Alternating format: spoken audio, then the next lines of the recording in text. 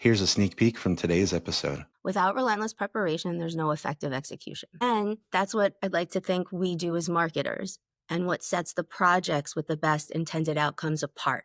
It's in the preparation behind the campaigns that leads to the effective execution. Welcome back to another episode of Content Amplified, where we interview the best marketers who have taken their content to the next level. Each episode is only 10 to 15 minutes long and is an industry expert interview to give you actionable tips that you can use today.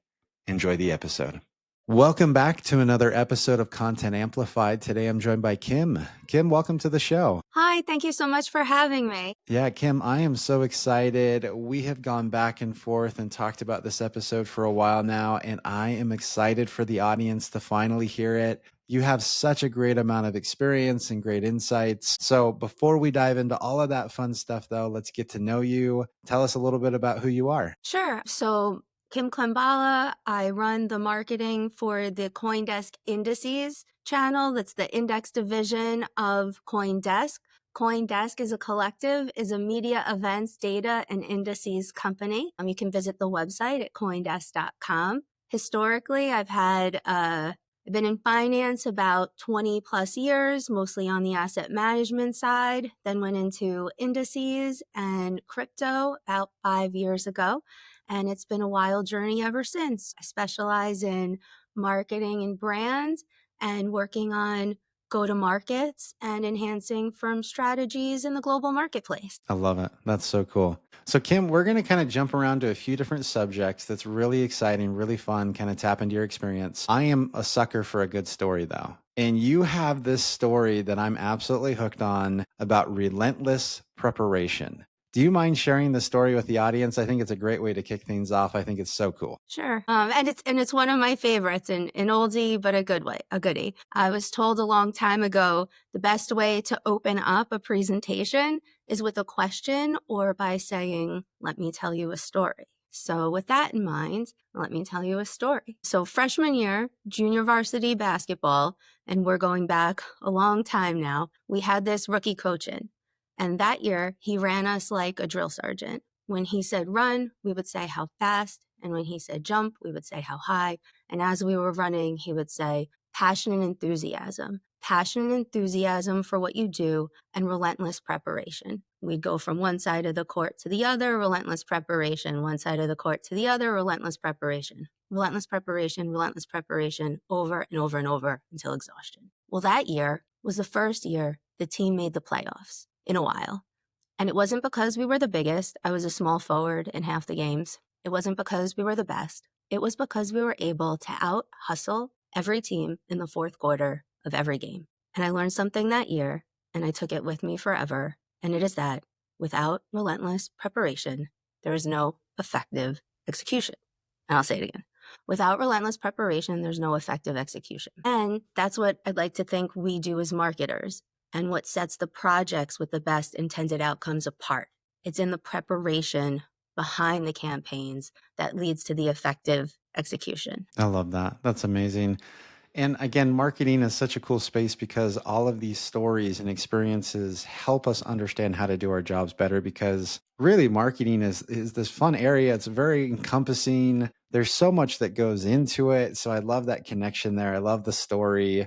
It's something I don't think I ever told you this, but I have quotes on my wall that I just will tape on them, like with seriously blue tape. And relentless preparation is one of those quotes that, since talking to you, that has made the wall. So that's amazing. I love the story. Thank you. Oh, I love that. Thank you. Yeah. So you mentioned marketing, and obviously that means campaigns and projects. Marketing means so many different things to so many people. How does this all tie in? What is marketing to you? What does it look like? Do you mind sharing some of that with us? Sure. And that's a great question, because you're absolutely right. Marketing means a lot of different things to a lot of different people. And to me, it's really the concept of a whole's only as strong as the sum of its parts. And you need all the parts of marketing to work to effectively execute.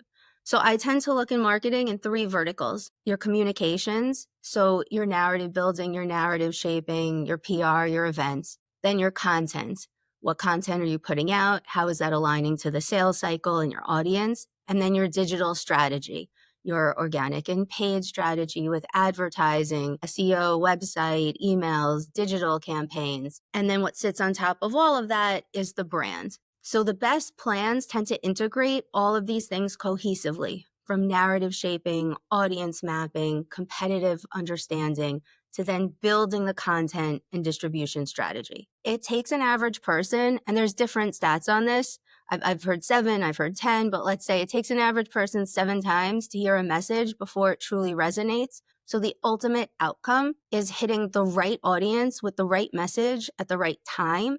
And that's exactly why all of these parts should come together in a cohesive manner. I love that. And honestly, I have young children. And so the whole idea of repetition, yep, 100%. And for little kids, my opinion, it's like 50 to 100 times of repeating something. But I love that. That's so cool. Do you have any good examples of like how you can combine these to build up to a brand and do all that, how it all works together? Sure. So actually, at CoinDesk Indices, we do a lot of go-to-markets, not only for our offerings, but for clients. It's one of the value adds we offer to clients that sets us apart from some of the competitors. So when we go to market, we look at the product and the narrative. And from that, we decide and go back to the 3 buckets I had outlined, the comms, content, digital. So from a comm side, what are the communications we'd like? And how the initial comms should be distributed. So meaning, do we want press? What's the press strategy? Should we release the news at an event through a newswire? And don't forget internally, do we need internal training, sales trainings, global brand support? Every person at a firm is a brand ambassador, and they should be armed with the same message to help that narrative resonate. And then from a content side, what content do we need to support the sales cycle, our clients, our paid strategy? What are we looking at from a content side? And then from a digital distribution side, how are we going to distribute this? Paid, organic, a mix of both.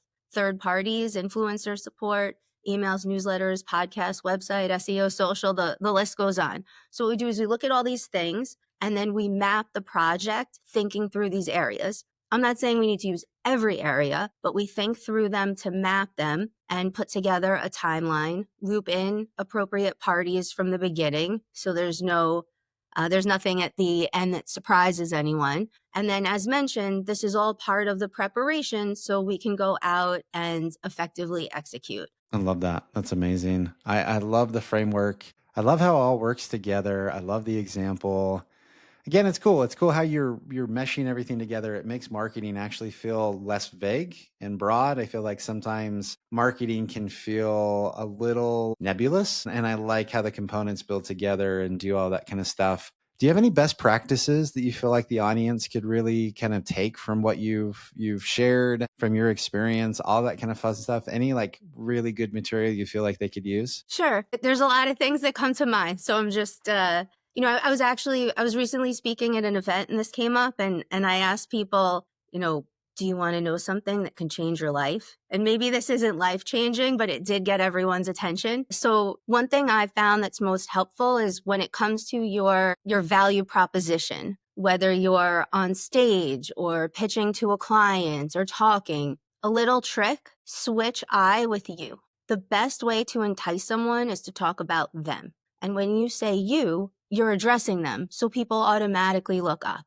So you can switch. I can help with this to you can benefit from this. I can offer, my firm offers to you should know, your firm should consider. And it can work with spouses and little kids too.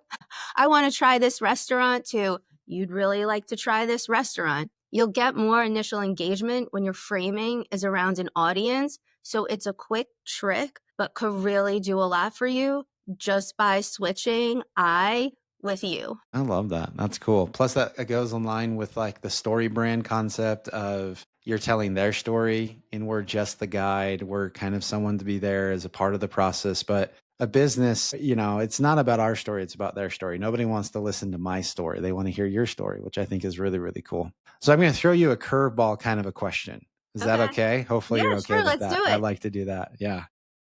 You talked about the areas of marketing, those 3 different separate areas that build up to an overarching brand. Mhm. I feel like there's a lot of businesses that are so focused on results, and rightfully so, that they need to hit revenue targets, things like that, that as soon as you say the word brand, they get a little nervous. because they're afraid it's investment without return. How have you kind of best explained that brand is actually the summation of the parts as opposed to just the fake side of marketing, the storytelling, the things that we're never going to be able to track and measure? How do you kind of work through that, and any advice to anyone that's really trying to prove to their business brand isn't just garbage or it's not just fluff, it's the core of everything we do? It's a great question. We do go up against that a lot as marketers. A lot of people like to say brand, but the understanding and concept behind it is difficult, right?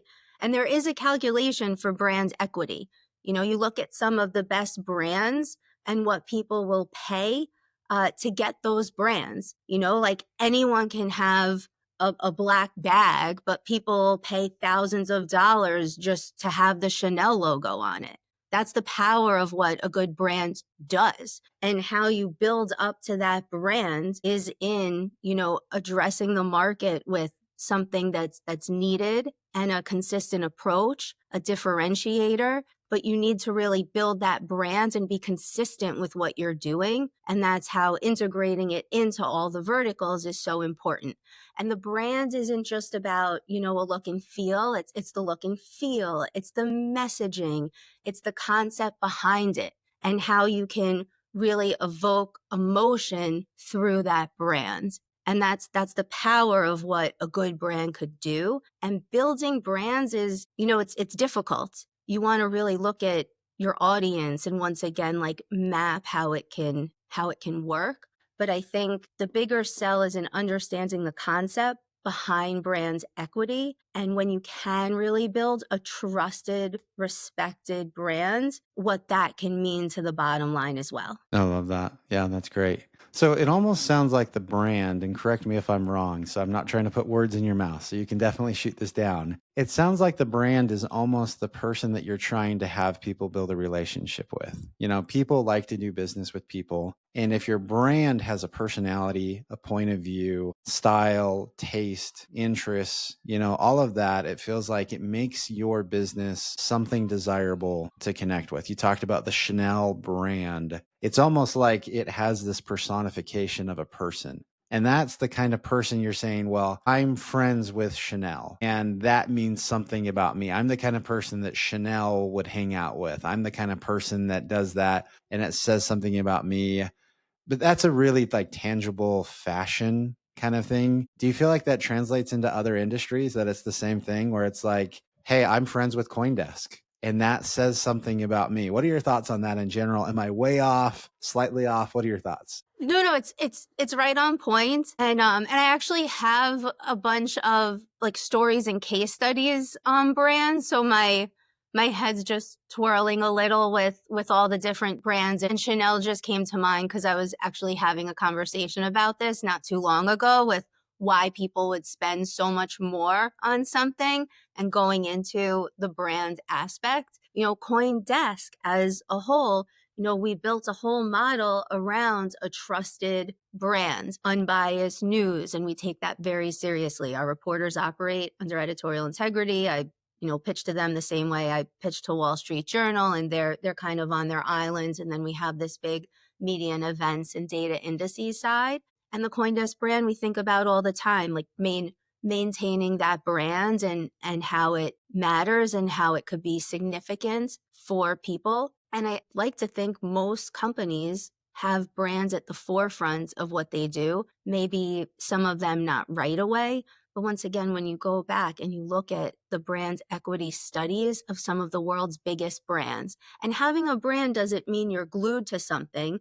Like if you look at Apple, Apple started with Isaac Newton, right, under an apple tree. And then it evolved into the Apple and the Apple we've seen today. So brands need to evolve with the times, just like every other strategy does. But the core, the concept of the brands, in my opinion, is exactly what you had said and what I was trying to convey. It's in an emotional appeal to people that you're connecting with them in some level that will bring them back to you, because otherwise it's just a matter of, you know, the cheapest or the quickest or one of those things. And if you look at the real winners of markets, it's not just about that. It's about value and trust and making people feel good from like the emotional side we spoke about. I love that. That's amazing. Kim, you clearly know your stuff. This is so cool. And like you said, you have a ton of stories and other really cool things. If anyone wants to reach out and connect with you online, how and where is the best place to find you? Sure. So I'm very visible on LinkedIn, Kim Klamballa on LinkedIn. Hopefully, I don't know how many Kim Klamballas will pop up, but Kim Klamballa CoinDesk, I should pop up right away. I love it. Very cool. In the show notes, we will link to Kim's profile right there on LinkedIn. So you can click on the button, find Kim really easy, and connect with her there. Kim, thank you so much for the time and insights today. This has been absolutely amazing. Thank you so much for having me. This was so fun. Thank you. Thank you for listening to the Content Amplified podcast. Please subscribe and leave us a review. And for additional ways to get more out of your content, visit our website at getmasset.com. That's getmasset.com. And tune in next time to the Content Amplified podcast.